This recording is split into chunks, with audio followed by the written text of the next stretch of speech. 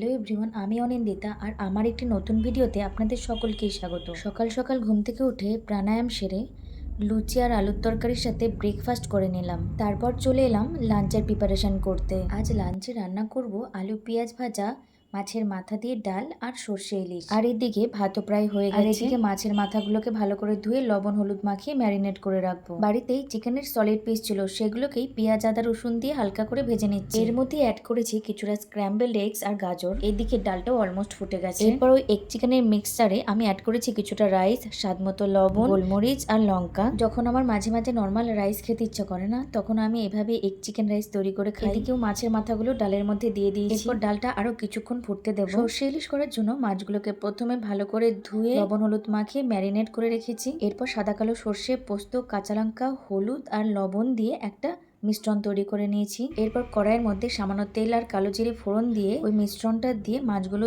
দিয়ে দিয়েছি। এরপর ঢেকে ঢেকে মাছগুলো নরম হয়ে গেলেই নামিয়ে নিতে হবে। আর এদিকে আমি মাথায় DIY একটা হেয়ার স্পা লাগিয়ে নিয়েছি। স্নান সেরে পুজো দিয়ে নিলাম।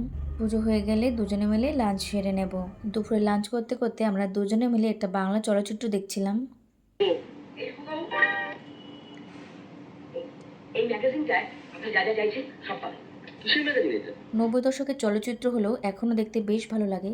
এখনকার দিনের মুভিগুলোতে কোনো শালীনতাই নেই। তারপর খাওয়া দাওয়া সেরে আমি আমার ব্যালকনিতে একটু ফুল গাছগুলো দেখতে এলাম।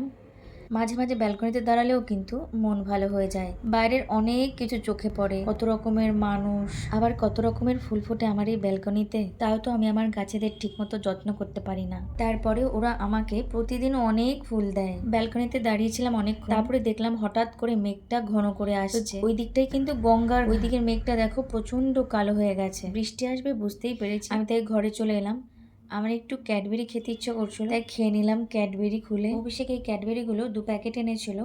1 প্যাকেট পুবলিকে দিয়েছি আর 1 প্যাকেট আমার জন্য রেখেছি। বলতে গেলে আমার জন্য নয়, গোপালের জন্যই রেখেছি। এর মধ্যে 2টো করে প্যাক থাকে। একটা প্যাক গোপালের খাওয়া অলরেডি হয়ে গেছে। তারপর ফোনটা একটু ঘাটাঘাটি করছিলাম। আজ এই পর্যন্তই, আবার দেখা হবে অন্য একটি ভিডিওতে। ভালো থাকবেন সবাই।